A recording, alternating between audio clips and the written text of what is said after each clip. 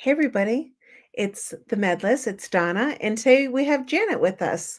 Janet Holtz is my co host today. Kevin is not with us, unfortunately. Kevin is actually enjoying an Easter Monday with his family and wishes everybody well, but unfortunately he's not here, but we are. And we're still going to have a great time. And I'm just so glad that Janet can be our co host today. Janet, as we know, it's April Fool's Day, right? Did you get fooled at all? Mhm. I Not that I know of yet. Okay, there you go. Yeah, I said the same thing when I was asked. Right? Yeah.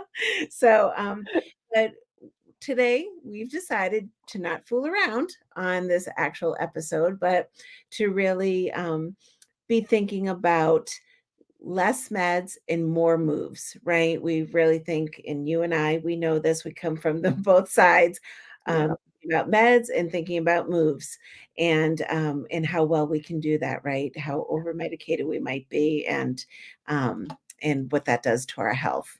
Mhm. So um, we're going to get this going and we'll be right back in just a second.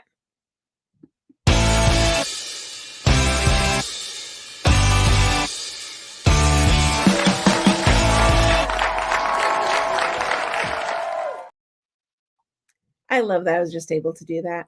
Kevin is always the one You working have the the power, buttons around here, right?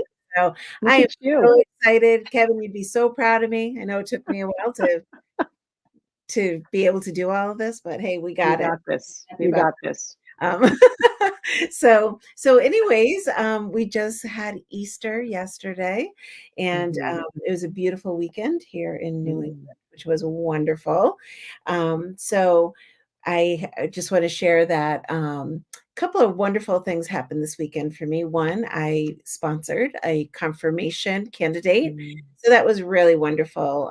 Awesome to be that person for a young woman who wanted to confirm being Christian. And the other is I got to work the soundboard for the folk group, which I love to do at church. And funny story, I requested them to play one particular song, Mighty to Save. And we're going to be talking about this. We're all mighty to save here. And Mm. anyways, asked them to play that. They played for the last song. And a lovely gentleman at church actually talked with me throughout the whole last song at the recession. So I completely missed the whole song. Oh, no. That's okay. The folk group told me that they would play it for me another time. So I Aw. have it in there. But how about you? How was your Easter? Aw, that's so exciting. I bet you that man really needed to talk to somebody, and it was nice of you to give your time for him. Yeah, my Easter was great. It was kind of a whirlwind, but it was great. I got to go to sunrise service at our favorite state park here and watch the sunrise, and it was beautiful. And then another service, and just a great family day. And I was telling you, Donna, that my kids all hid Easter baskets. They hid each other's Easter baskets, and they all went up on the roof. They all put them up on the roof. My kids are very daring and like to live on the edge, literally. And so we had a lot of laughs. It's fun having adult kids doing Easter things like dyeing Easter eggs. We That dyed our own Easter eggs that our chickens hatched. We dyed them. It was really cool. Oh, that's so It was cool. fun. Awesome. Yeah, That's great. So, yeah. well, let's, start thinking about some of the things that we really want to talk about.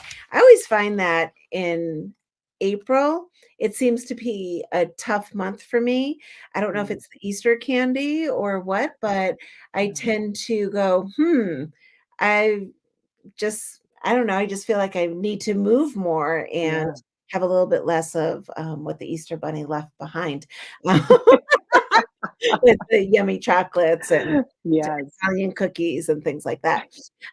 But we also know that if people are over medicated, Mhm. then they might not want to move either. Yeah. So we have a lot of issues here. We talk about it all the time, and we talk about deprescribing and polypharmacy and too Mhm. many meds, and people really are over medicated. But what does that mean in Mhm. regards to exercising?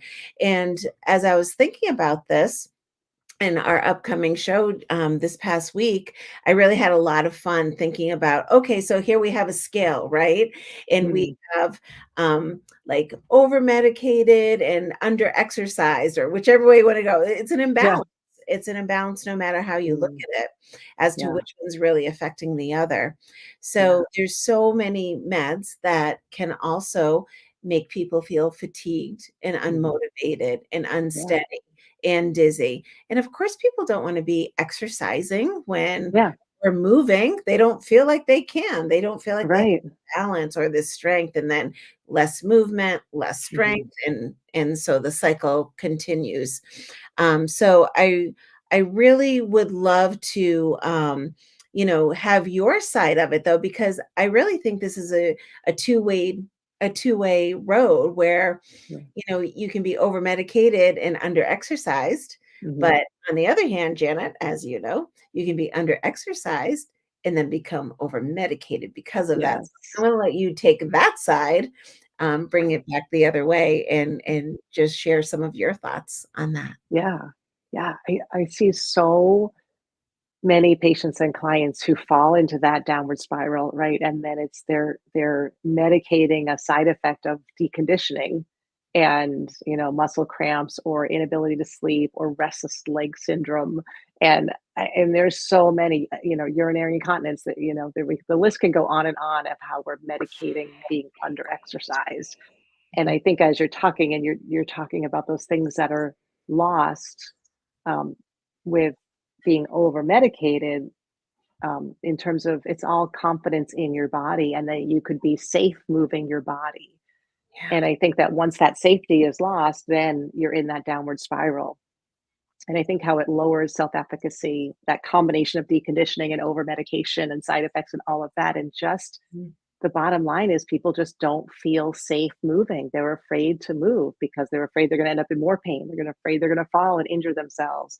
They're afraid that they're going to be embarrassed or not be able to keep up and then feel worse about themselves. And there's a lot of shame involved, and there's a lot of guilt, and there's a lot of fear, and all of these things. And so it becomes very complicated in terms of weeding out, like, where do you start when you have someone when there's someone sitting in front of me who's in chronic pain, afraid to move, very medicated, and how do you turn that spiral around? Yeah. I really think it starts with redefining what exercise is and how to move so that Mhm. people can feel good right away. Like when I can get someone to experience moving and feel that they Mhm. can get up out of a chair without pain. They can stretch without pain. They can help themselves feel better. Um, it's like this light bulb goes off, and I think people kind of walk out of my office being like, I'm so happy. Like I have something I can do, and especially for people who like to be active. Um, Yeah. it's like a part of them has woken up again that they've kind of put in a closet and thought that they were never going to get back. Right. Yeah. So, Janet, I know in pharmacy school, and when I Yeah. was in pharmacy school myself years ago, and what I teach now with the students and Yeah. many other faculty that are teaching in the various therapeutics, not only do we talk about the pharmacy side of things in treatment, Yeah. but we also call it the non-pharm. So what Mhm. people can do non-pharm, or how do you reduce your risk for Mhm. having some issues that or chronic conditions. Mhm. And the one thing that always comes up, or a couple of things, is lifestyle changes Mhm. and exercise, right? So Yeah. we're always thinking about this whole exercise and diet kind of thing. Mhm. Um, but again, if you have somebody who's under exercised, I'm going to Yeah. keep using that. I like that coin word. Yeah. Yes. I am under exercised. I sit at my desk way too many Right. hours a day. Right. It happens very easily. Yeah. It does. Yeah. But with that, not only, you mentioned that whole deconditioning, right? Yeah. So the pain and discomfort, maybe feeling stiff, whatever that might be. But then what also is happening is a lot of um, chronic conditions are occurring Mhm. or Yes. starting to occur because of this lack of movement, because of Mhm. maybe we're not taking the time to really think about good foods.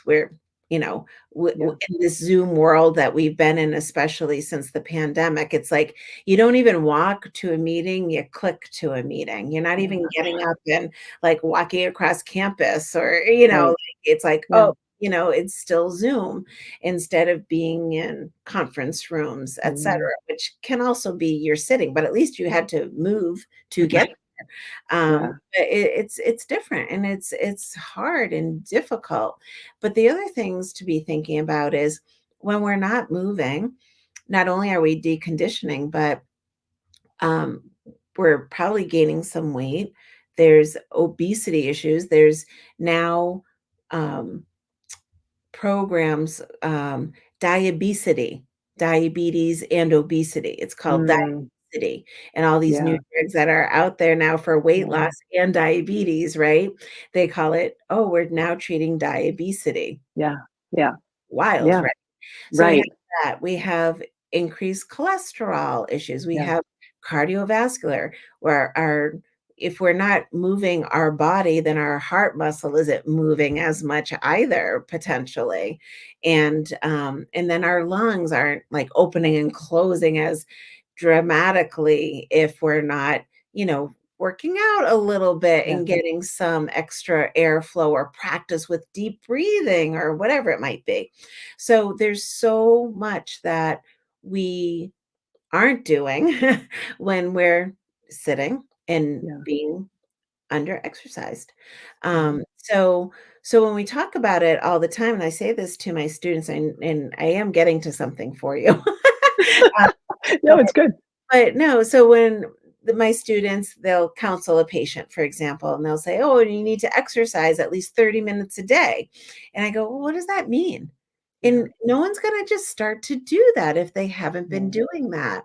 So you have Mm-mm. to encourage that, you can start moving, and even if it's just for a few minutes, just begin Yeah. and start to move, or start to think about where the patient is at, and Mhm. then move from there. And I just want to say, and I know we're going to talk about this a little bit more, but you can start moving in any point. You don't Yeah. have to be young.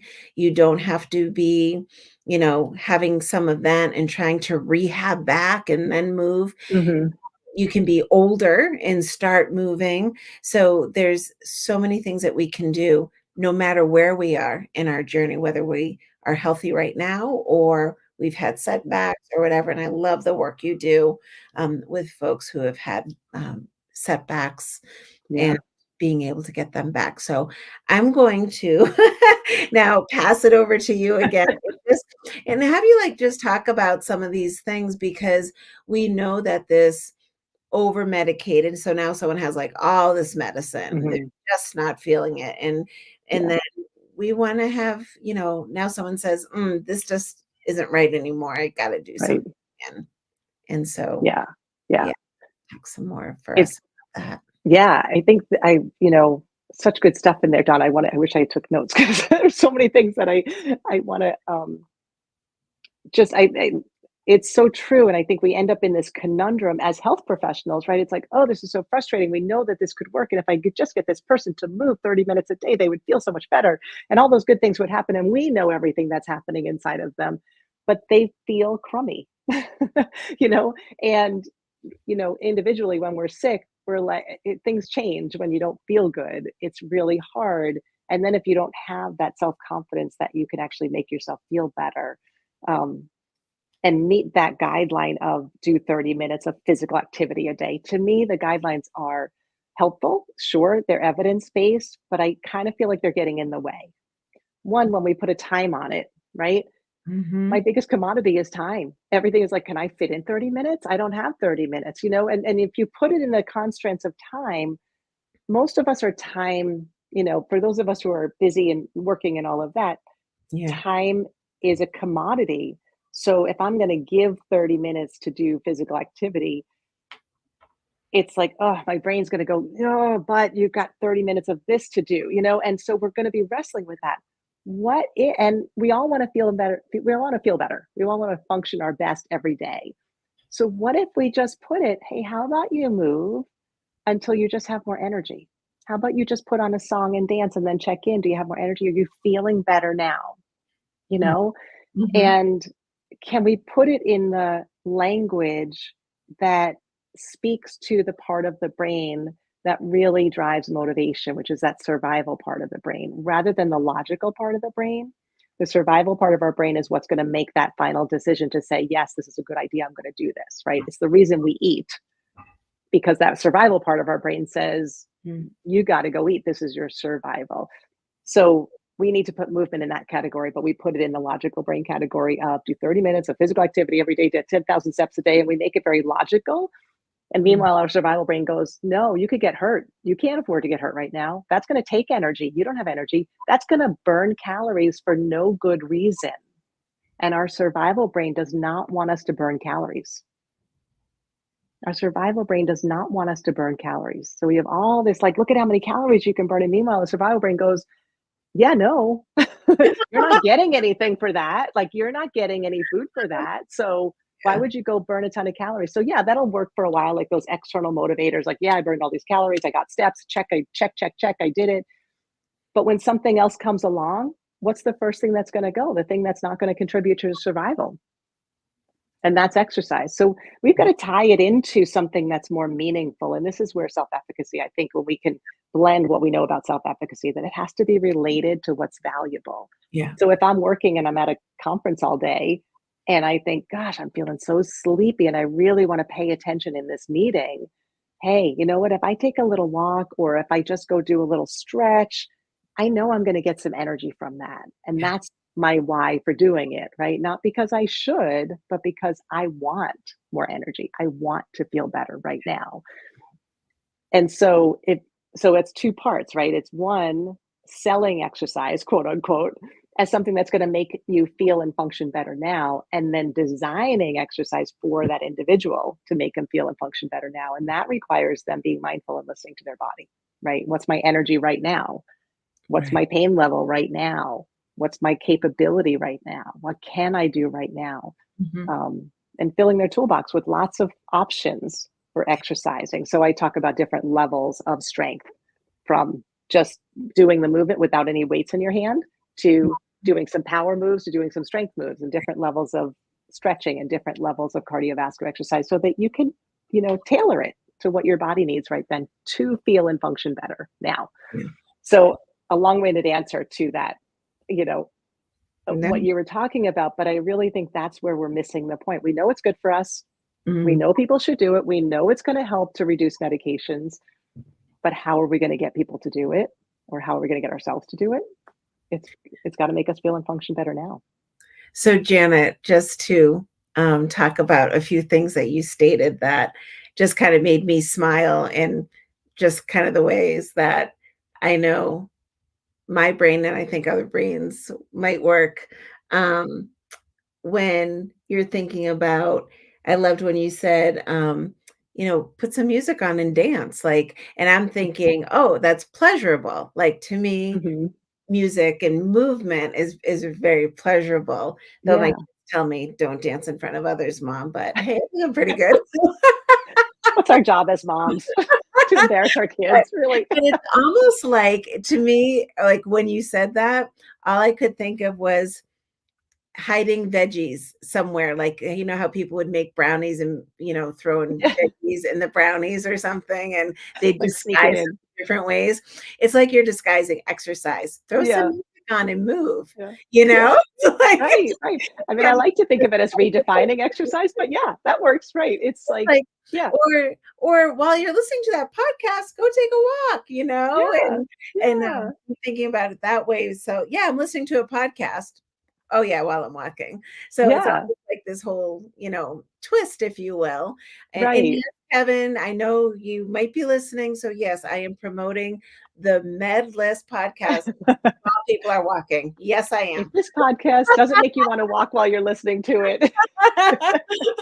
Yeah, and I think of it like not doing it, like asking yourself, am I doing this to distract or am I doing it to enhance? If I'm Yeah. doing to distract to get through it, then it probably isn't going to have those benefits because you're not going to be hearing your body saying, "Ooh, don't do that." Yeah. Or even hearing your body saying, "Thank you. This is just what I needed." You won't be listening. But Yeah. if you're saying, "Oh, I get to go for a walk and I get to listen to Donna and Kevin have a Yes. great time talking about deprescribing. This is awesome. This just, Right.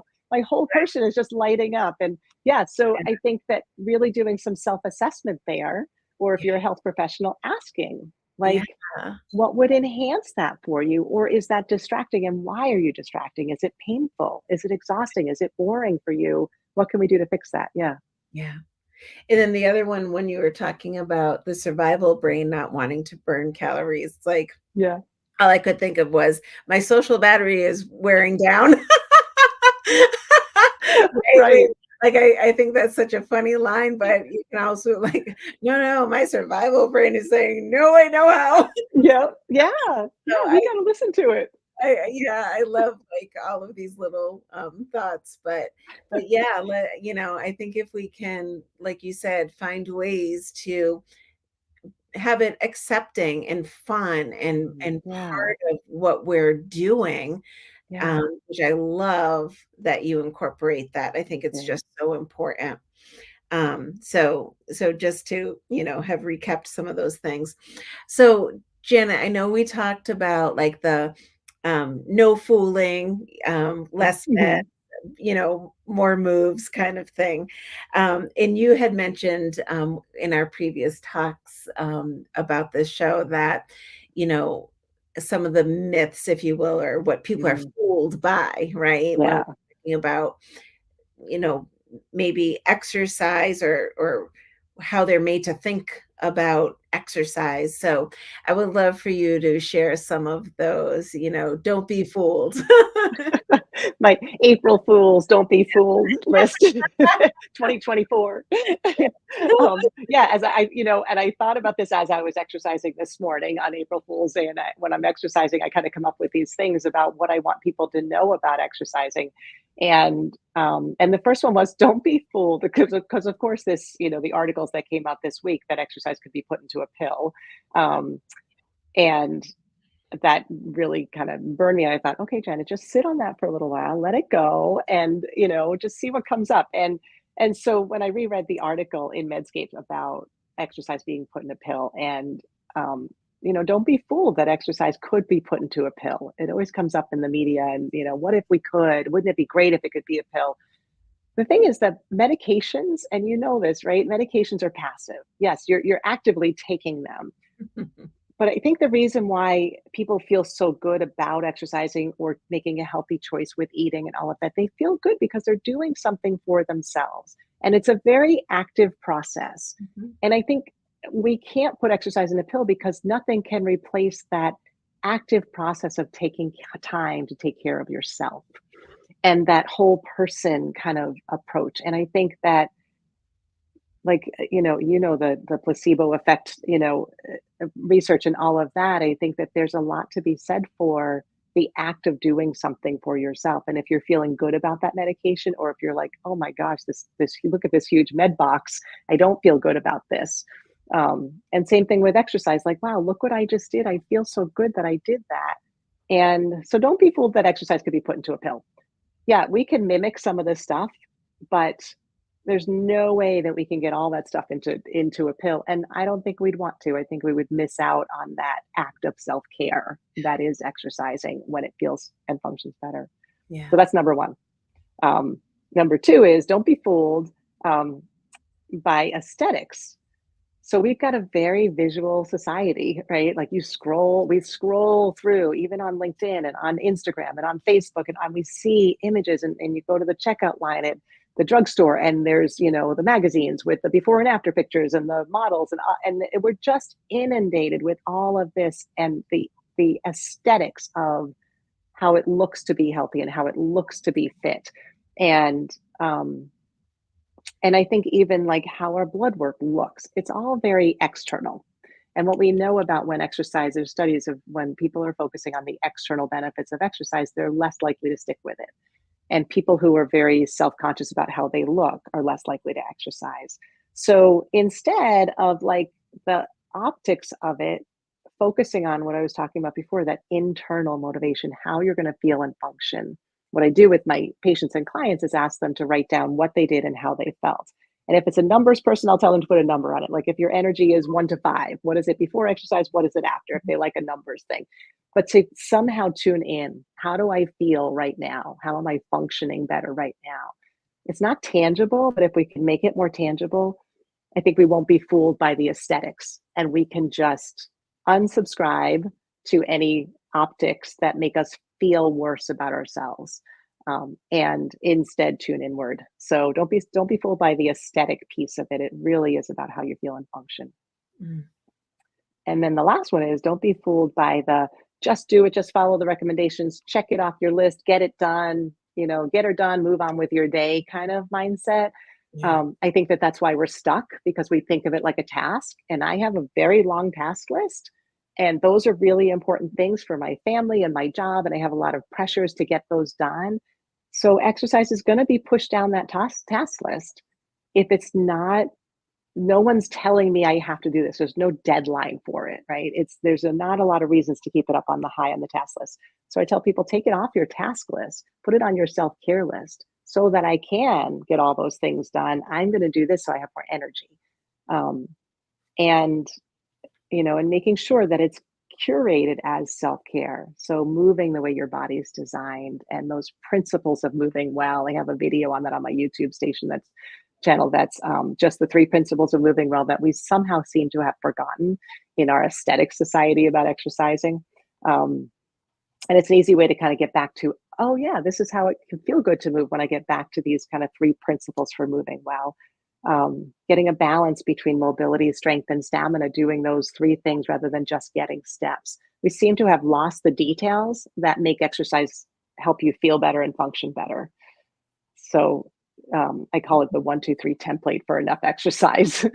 Stretching once or more a day, doing a mindful stretching break where you're just like, oh yeah, because stretching just is magical. It's magical. I think in 10 years, we're going to be like, stretching is top list. It just is low hanging fruit for feeling and functioning better when you know how to do it well. It Mm. doesn't have to be painful. You're not forcing your muscles. You're just like, oh yeah, it just feels good. So stretching at least once a day, but more if it feels good. Strength exercises twice a week and doing them functionally. I call it whole life strength because it's strength that you can do for your whole life. You could do it with your 5-year-old. You could do it with your 90-year-old.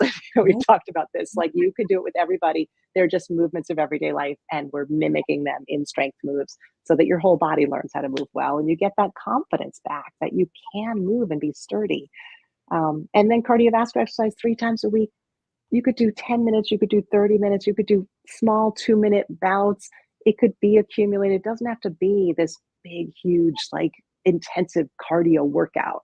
30 yeah. minutes 3 times a week at a moderate intensity is enough to get and keep stamina.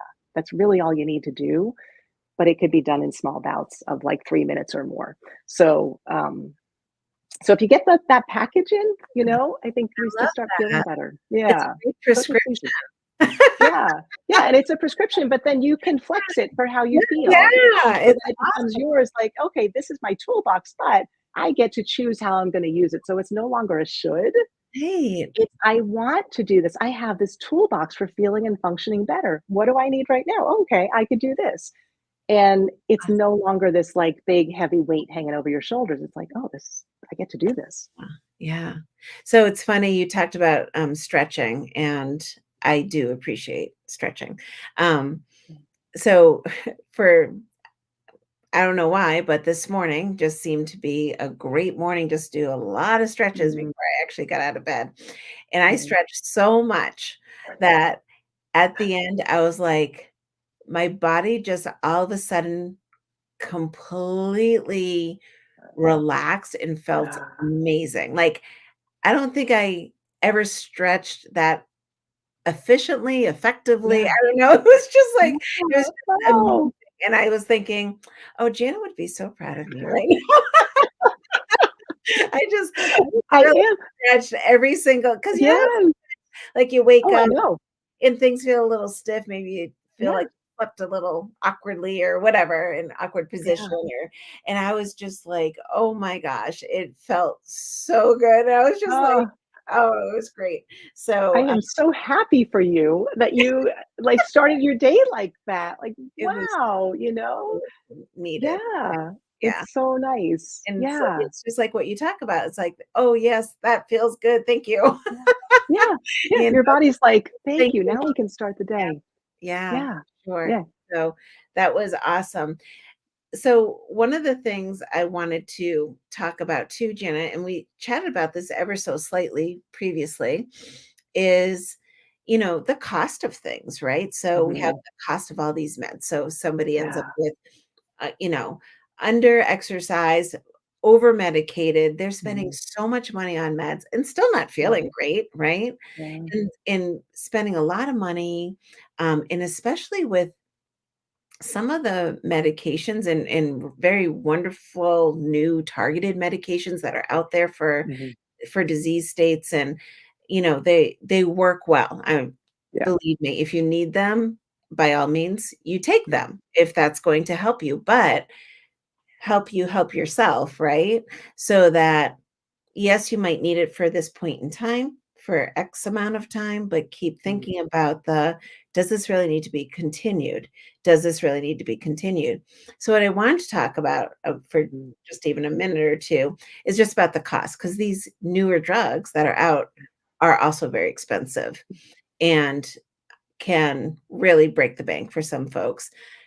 You almost come into another area of mhm, not being able to treat because of expense. So anyways, that's like a whole nother segment. But when I'm looking at like what we need to do here, mhm, according to what you had mentioned, so stretching every mhm. day, Free. no cost, Yeah, right? Strength 2 times per week, really no cost. I mean, you could grab something in your mm, house to yeah, use for strength. You yeah, don't have right. to have the perfect, hand weights or whatever. I'm sure it'd be lovely, and if Yeah, you have them, that's great. But there are other things, and people are pretty creative about yeah, some things that they use for strength training. mhm, And then the cardio mhm, is, again, you can go out for a walk and yeah, dance and yeah, or dance, put some yeah, music yeah, on, whatever it might be. Um, so I think that the trade-off is makes your wallet pretty happy in the long run, yeah, that yes, we can do this and not be over medicated. mhm, That is money in the bank on so yes. many levels. Yes. And I think the biggest investment that you can give is to give yourself is learning how to exercise correctly, not paying someone to motivate you because that's just dumping money down if you have to pay someone because it's never going to make you motivated long term and it's just going to be an added expense on your to-do list but on Mhm. your um, checkbook but when you learn how to exercise and you learn how to do it right in your body then you can exercise at home. Exercise band sets cost $20, and you can usually get weights at someone's garage sale because everyone's got weights in their basement they're not using. So you can usually all these weights that I have back here are one secondhand weights that I painted, and like really, I don't think I bought any of them or didn't Yeah, pay full price for any of them. right, right. And the band sets, and that's probably the most is the weights. But like you said, you can use water bottles. Detergent bottles are free weights. They're free Yeah, and it's learning how to do it and learning how to listen to your body and trust it. And once you get that know how, because there's never a time in our life that we learn it. You go to mm, gym class, you don't really learn it in phys ed. And there's never a time that we really learn how to exercise as an adult. yeah, And I think of it like this like continuum, right? If you're on this medication that's really expensive, but you know that part of that could be helped by exercise. And I think of it like if you could broaden the amount of exercise and then gradually decrease the yeah, amount of the medication, it could be this kind of gradual, but you can see yourself going on that line of, okay, gradually I'm going to lower this med, I'm going to increase my yeah, stamina, strength, and mobility, and my body's ability to do that on its own. sure, Um, for sure. yeah, So, Jana, a lot of people will talk about, I'm probably not going to say this right, but like using your own body weight as the yeah, strength training body. Is yeah. it body weight? Like, Yeah, body weight training, I know, and there are some exercises. The challenge with strength exercises is that you will get a lot of benefit by doing just low level, right? And I think people think, oh, body weight, it's just natural, but we have Mhm. to lift groceries. Like we have to lift things against gravity. Exactly. So if you can use those weights or bands to mimic the movements, like a band exercise that's mimicking pulling a heavy door open, right? So that you can do that with balance, Mhm. mimicking picking something up. So if you're doing those real life strength moves with resistance, then you go to do that everyday life with resistance, you're like, oh, okay, I can pick up 40 pounds because I do it with my weights. And I know I can pick up that box in the way that it's not going to Right. strain my body. And, but I think people don't appreciate what you get from doing muscle memory level. So, muscle memory level without any resistance, but doing it the right, doing it with core support, Mhm. really thinking about, okay, everything's moving, like lifting overhead, activating your triceps, activating your core, thinking about your whole body when you're doing that movement. I have a group of seniors I teach this to, and they are like, every week they're like, I did this. And it's so much. I pop up off the couch now and I do this. And we don't have any weights in the class. We're just doing these movements. And they're like, I can get up and I can do this. And we talk about getting up off the floor and we're working towards that. I can lift something. So we practice lifting something overhead without straining their back. And we do it mindfully so that their brain and body and that nervous system gets to connect. It's not a mindless, okay, let's do 10 reps of this. Okay, let's move on to the next. It's let's think about what's happening here so that my brain can reconnect, because that loss of strength with aging is just a disconnect from the nervous system from the muscle cells. And so you can reconnect them. It's like, get them out of hibernation and get them used again. And when I talk about that with them, they're like, I can do that. And they're seeing it every week. And it's amazing, Donna. Like it is these Awesome. people in this class, it's been so eye-opening for me, the power of just mindful strength moves, no resistance, and it's working. And I think for somebody who's in pain or nervous about exercising, that is the place to start. I start everyone there because Mhm. I want them to really think about how get the mindful movement piece. Even if they're already strong, I have everyone start there because I think that we've got to put the thought and the attention and the mindfulness back into exercise if we want it to really work.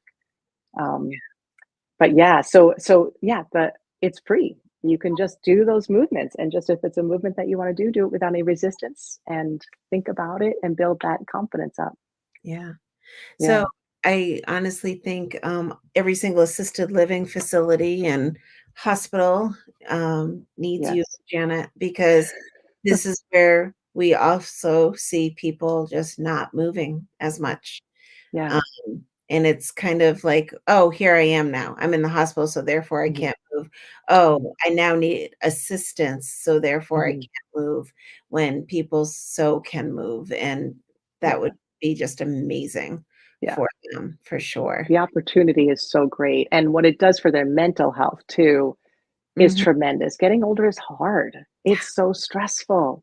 And, and it's hard on the caregivers and it's hard. And I talked to them the other day about think about how this is helping your caregivers, the people who care for you. How is this helping them? Yeah. So, yeah. And I mean, we talk about this a lot and it's hard and that ripples out. And Mhm. so I think that like for a lot of older people too, it feels selfish, right? They don't want to be selfish. So like seeing that connection to if I do this and I'm stronger, then my loved one's going to worry less. Yes. And Yes. bringing that kind of whole, yeah, right. And so but yeah, the opportunity, like the window of opportunity there for that age group is just it's unbelievable what an impact we can have. Forget about studying athletes. We need to dump all of our resources and forget about putting money into exercise pills. Please. Like let's put our money into how we can provide this kind of activity and reassurance for people who are older that they can So get stronger. I There's no I reason they can't. It's funny you say that. I was chatting with my mom the other day, and she was commenting on, "Oh, you do so much," and, all this other Mm, stuff. She goes, "I wish I could help you." And it was, some of the mm, errands kind of things and bills and yeah, things like that that she's just not doing. And, we're talking about taxes too, tax season, unfortunately. yeah. And I go, "Yeah, mom, you gonna help me with your taxes, huh?" And she goes, "No, I'm not anymore." And I was like, "Yeah, I didn't think so." And I said, "But you know where you can help me? You can help me Mm, by enjoying what's available to you, Yeah. attending things and going to exercise class and doing those things Mhm. that are available to you. That's how you Yeah. help me. I So, love that. okay. I hear you. So even those things, but again, Yeah. moving out from Yeah. your little habitat area Mhm. and moving Yeah. your body to something Right. that's enjoyable and pleasurable, and after, like, while you're there, you're having fun, Yeah. enjoying it, being with others, socializing. Like, these Socializing. are all things that movement allows for, and Yeah. being less medicated allows Right. for. So, Yeah. um, so Janet, I also want to ask you, and I know I'm kind of getting onto my side of things again here, but Yeah. how Sure. often do you hear folks, and maybe you do, maybe you don't, talking about medications, and especially like this older population, which you might Mhm. not be working with as much, but do you hear people saying like, "Oh, I've been able to reduce my medicines," or I'm sleeping better," or Mhm. whatever it is. "I'm not dizzy Yeah. anymore, so I don't take my Yeah. dizzying medicine." Do you hear things like that? Oh, all the time, all the time. I'm not taking Motrin, like, I'm not taking, anti-inflammatory as much anymore. I'm not taking pain medications as much. Um, yeah, I need less diabetes medication. My blood sugars are getting better, and I don't need as much blood pressure medication, and I love sharing the physiology with them about how exercise is, helping them like a medication, and, all the time I hear it. Restless leg syndrome is huge. If I can just have people stretch before they go to bed, they're like, "I don't need my restless leg syndrome medication anymore because, That's great. I'm moving." Yeah, those kind of things. It's amazing. Love Um, I love hearing that, and they love saying it, like, they love it. knowing that they don't need a medication to feel better, Yeah, that they can. It's very empowering. It's really cool. So absolutely, and it's not overnight. So I right. think it requires kind of this trust in the process and this gradual, but Yeah, trusting that starting point and trusting that when you move to feel better, things are happening in your body even after you stop moving. right. Like exercise affects your blood sugar for 22 hours afterwards because it relaxes your blood vessels. So it works like a medication that it keeps working. Mhm. And and so I think there's a lot to be said for, Yeah. um, even I love the way that you highlight that. I think that to celebrate that is Mhm. very empowering for people. Yeah. Yeah. Yeah. So, and if we think about it too, Janet, and I just kind of want to, be kind of come full circle with this, Mhm. and thinking about the um over medicated, under exercised, but less meds, more moves, and thinking about how that all comes together. And Mm, it really does go both ways. mm, And again, if you need a medicine because you're at mm, that point where you need medicine, it's important, mm.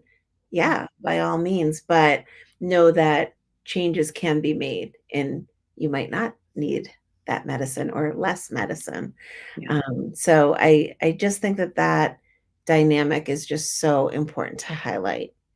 yeah. Um, what I want to do is I want to take a few minutes, because I know you've been with us for a few different times, for our different med list episodes, and I just love this whole idea of talking with you, and how one, exercise is medicine, right? And I Mhm. think we have to know that exercise should be on the med list, Yeah. um, just like a medicine might be, but hopefully Yeah, exercise will help us remove some meds from our med list if we put exercise on our med list. So I think that that's really important to highlight.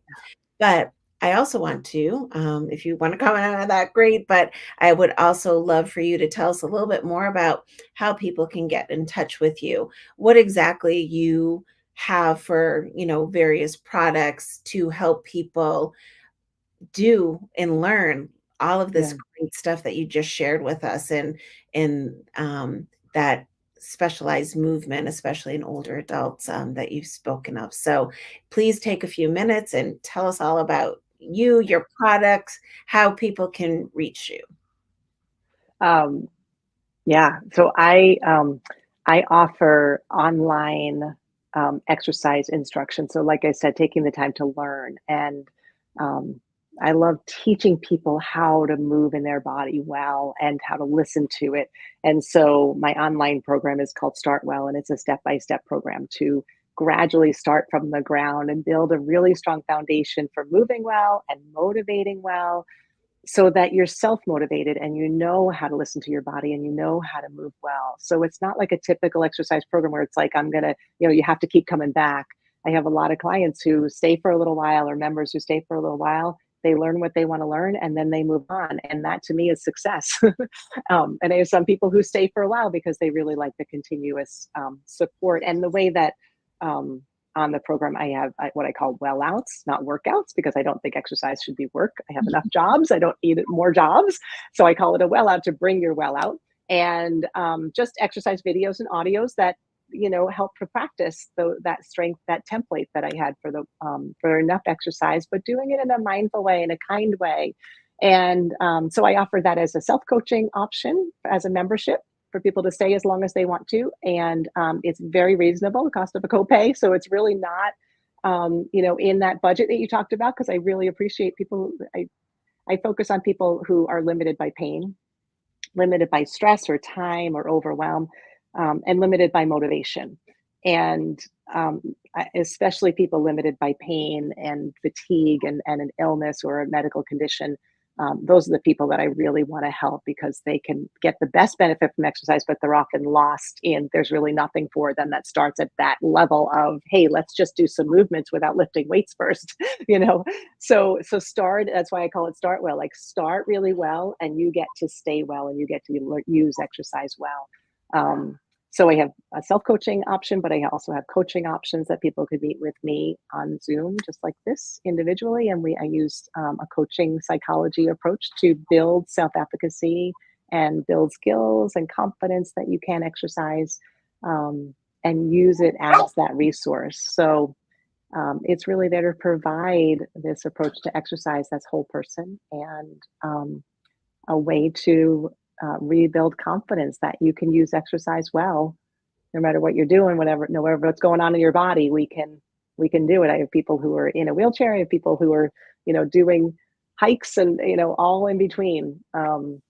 And it's Yeah, fun to watch people enjoying moving again and letting go of that guilt and shame and all that stuff that weighs them down.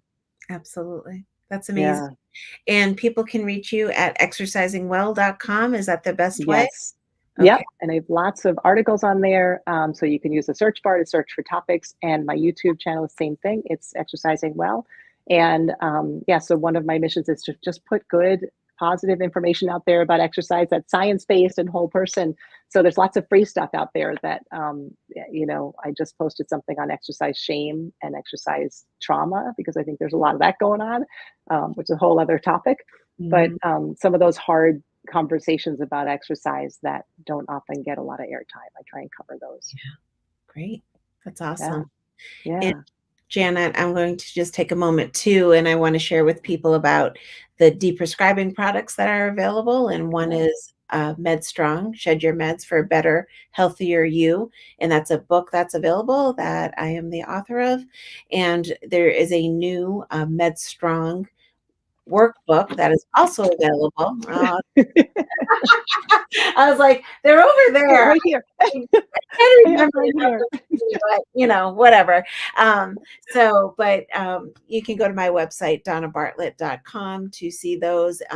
They're also available on Amazon. So we would love for you to really, think about this dynamic of less meds and more moves. Also, Jen and I have partnered at various times in providing information for folks too. So, in programs. So, if that is of interest, if people want this dual approach, we are available as well. You can get in touch with either one of us, and we'd be certain to share our information together. So Janet Holtz, thank you so much. Clinical exercise physiologist and just an exercising well guru, coach, motivator. Just she's amazing, and she just amazing. I know so many people you have helped, and family members of mine as well. So thank you so much for exactly what you do. So we just want to say thank you so much, everybody, for joining us. Kevin, we missed you, and Yes, yes. I hope, I hope he's enjoyed some time with his family. We all know how important that is. So, Yeah. but anyways, Janet, thank you for co-hosting with me as well. So Thank you, Donna. Thank you for having me on, and I applaud everything that you're doing, and thank you for what you're doing. thank you so much. So have a great week, everybody, and we will see you next week.